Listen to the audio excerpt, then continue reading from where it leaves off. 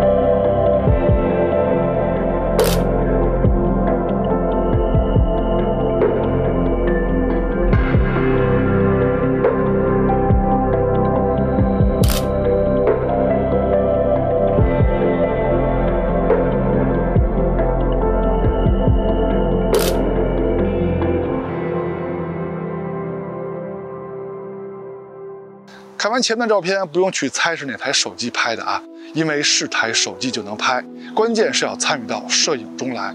欢迎收看 ZPH， 别忘了点赞加关注支持我们哦。那下面我们就来看看它俩的表现吧。两台手机的主要镜头和焦段都列这儿了，这也是后面要重点对比的镜头和焦段。现在是华为的拍摄界面，它除了主摄超广角 3.5 倍镜头以外呢，还有一个2倍和10倍的数码变焦，那么这也是后面要主要对比的焦段。现在是 vivo 的拍摄界面，它同样有2倍跟10倍的数码变焦，这不是巧了吗？这里要夸一下 vivo， 你看它点击焦段切换按钮的时候，会出现当前的等效焦段，这点就非常好。而且在点击主摄2倍还有长焦按钮的时候，会出现小的数码变焦焦段。虽然说数码变焦肯定没有光学焦段在解析力上那么的极致，但是我觉得这个功能呢还是挺好玩也挺实用的。那下边就正式对比两台手机的影像表现了，还是先从主摄开始聊起。参数都列这儿了，就不挨个念了啊。华为的可变光圈技术在它的第一期节目中，在不同光圈下的成像表现也都列出来了。总的来说呢，就是它的镜头光学素质还不错啊，各种光圈下的成像表现也是挺一致的。那这两台手机主摄最大的区别就是默认状态下视角的不同。华为的视角更窄一些 ，vivo 的视角呢相对来说更宽一些，而且现在的照片呢就是拿起来就拍、随手拍的样片，它们的颜色风格也是不同的。但是至于颜色亮度这种可以随便改的东西，我就不发表意见了啊，您的审美您自己做主就行了啊，不用我替您做主，你喜欢哪边不喜欢哪边，您就大胆说就行了。在我的节目中，我更看重的是拍完之后不可更改的光学素质和解析力。那么这两台主摄在默认设置下，它们在光学上说解析力都是不错的啊，成片的效果也是如此。再看一组主摄的对比，这回在白平衡上两边看着差不多了，但是颜色风格依然是有区别的。你们还是可以发表自己喜欢哪边不喜欢哪边的评论。那么中心解析力方面，这回 vivo 的表现更好了，华为这边有点肉。华为这次还加入了高画质2500万像素的拍摄选项。那么在这个模式下，跟 vivo 的默认模式比，解析力依旧也没有什么优势。而且注意看左上角的树叶部分啊，还出现了多张合成没有对齐的情况。两台主摄都有5000万像素高清模式。那么在解析力方面呢，没有什么意外啊 ，vivo 的表现更优秀啊，我相信老观众已经猜到这点了。那接下来的对比，我相信你们也能猜出来啊，就是华为的 AI 5000万高清模式。在这个模式加持下呢，它的解析力还是要比 vivo 强一点的啊，尤其是看砖上面的细节啊。但是呢，华为这个 AI 5000万高清模式就是拍照速度太慢了，跟拍夜景一样，不太实用。对比镜组的光学质量，也就是边角画质把控方面呢，华为要么拍摄弱格式，要么把画面调到 0.8 倍，因为在默认模式下，它要裁切一圈画面，这时候就看不出来镜组的光学质量了。那现在呢，就是华为 0.8 倍拍摄的画面，边角画质把控方面，华为做得更优秀。看另一边的表现也是如此，虽然说华为是有些自编的，但是整体边角画质的把控质量还是比 vivo 强一些的。从这点上来说，华为主摄的光学质量还是可以的。再说超广角镜头，参数都列这儿了啊。从参数上说呢，最大的区别就是视角不同，华为的超广角视角更宽广。但是这里要说一下华为啊，像感光器大小这种跟相场有关的参数呢，不要藏着掖着，让人查起来这么的费劲。实拍相片放这儿了，大家可以说一下你们更喜欢哪边的色彩风格啊？但是在我眼里呢，最大的区别就是视角的不同了。这个红边呢，就是 vivo 拍不到的范围。在解析力方面，由于华为的视角更广，画面中心的物体会更小一些，但是在解析力方面依然是华为的更好。再看一组超广角的对比，那这回颜色的区别呢，比上一组还要大啊！你们更喜欢哪边呢？喜欢华为的打1，喜欢 vivo 的打2。但是中心解析力方面，依旧是华为的表现更优秀。下面看镜组的光学质量啊，就是边角画质把控方面呢，也是华为做得更好一些。华为的视角更广，边角画质也是它更好啊，这点可以说华为的超广角光学质量是很好的。看另一个角的表现也是如此啊，依旧是华为的超广角镜组的光学质量更好一些。不过呢，华为的超广角是没有5000万像素高清模式的，它只能用2500万像素的那个高画质模式。但是在这个模式下啊，华为的解析力也是不输 vivo 的5000万高清模式的。再看长焦镜头的表现，华为这边有一颗3.5倍的长焦镜头 ，vivo 是4.3倍的，但是它们的等效焦段是差不多的，也就是视角是差不多的，光圈呢是华为的更大。对比先从2倍数码变焦开始啊，其实他们还是用主摄拍的，主摄的数码变焦。解析力方面，华为的更优秀。现在华为是3.5倍 ，vivo 是4.3倍，他们都是光学焦段了，两边在解析力上可以说做的都是非常的好啊。不过呢，华为的3.5倍最高只能用那个高画质模式2500万像素 ，vivo 的4.3倍是有5000万像素高清模式的。那么这个时候解析力的优势可就在 vivo 这边了。现在是10倍数码变焦的对比，它们都没有10倍的光学镜头啊，都是长焦镜头的数码变焦，画面中的颜色差别还是挺大的。你们更喜欢哪边的效果呢？啊，喜欢华为的打1，喜欢 vivo 的打2。中心解析力方面嘛，虽然说 vivo 看起来锐化更重一点，但是解析力确实是 vivo 的更高啊。说完了长焦，咱说微距啊，这两台手机都能拍摄长焦微距，就是用长焦镜头来拍摄微距，两边的效果都不错。但是从最近对焦距离和放大比上来说呢，还是华为的更优秀。vivo 那边默认的微距呢是4.3倍，但是它可以数码放大到8.6倍来拍摄微距。这个时候从观感上说呢，乍一看 vivo 这边还是挺厉害的啊，最起码放大比是跟华为差不多了。但是数码变焦嘛，肯定是要损失些清晰度的，在解析力方面呢就不如华为了。再说前摄，先看自拍的表现。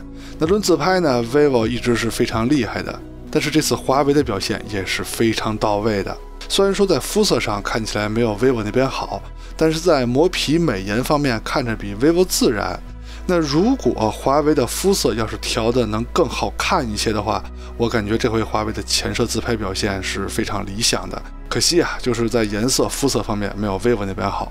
vivo 那边也可惜了啊，就是磨皮美颜再轻微一些也就完美了。虽然说前面华为自拍的表现还是非常优秀的，但是前摄录像啊，注意看面部啊，解析力清晰度还是 vivo 的更高。vivo 前摄录像的整体水平是非常优秀的，防抖啊、颜色呀、清晰度啊都属于上乘。再看人像的对比，那第一个场景中，华为的表现是非常不错的，因为 vivo 这边人像一直是它的强项，在所有手机的对比中呢 ，vivo 在这个环节都没有输过，包括人物的肤色呀、抠图啊、背景颜色、衣服的颜色 ，vivo 的表现一直是非常上乘的。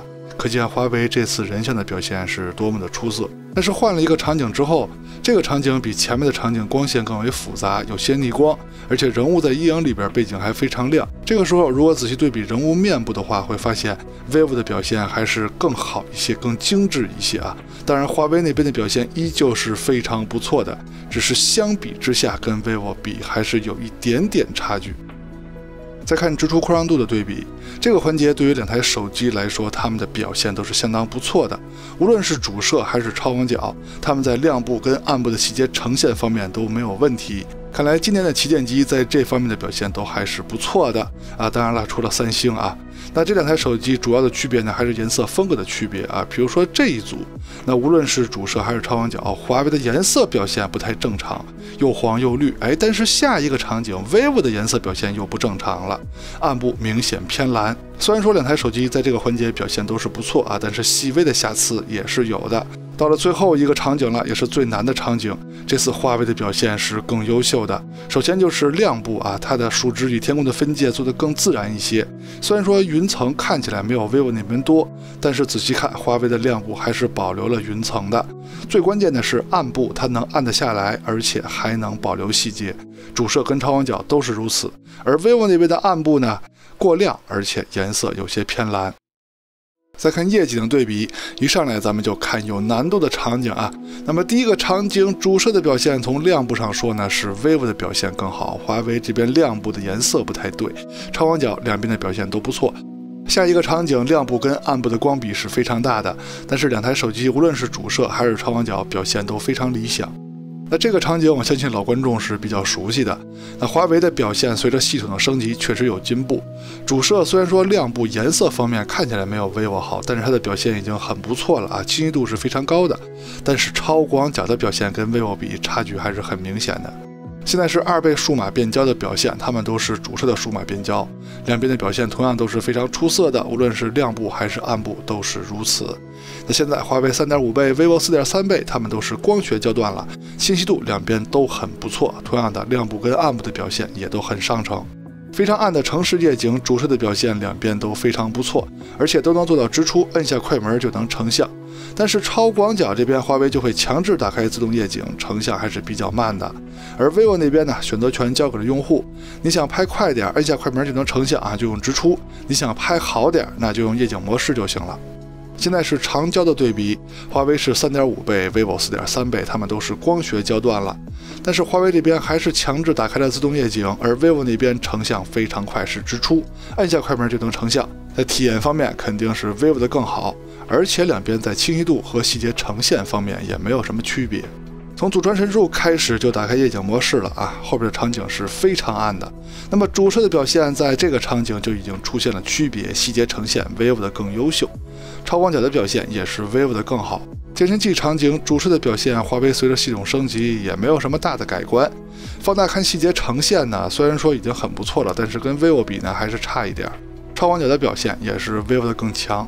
树林小路的场景也不会有什么意外，主摄的表现细节呈现是 vivo 的更高，超广角的表现也是 vivo 的更优秀。最后再看一个非常变态的场景，女流氓小巷那是非常的暗啊，结果也没有悬念。视频录制用的就是手机的默认设置，就是最接近微信、抖音等社交软件录制的效果。现在是主摄手持走路的拍摄效果，没有架子，没有稳定器，两边的防抖都是不错的，但是颜色的差别还是挺大的啊。我个人感觉 vivo 的更好。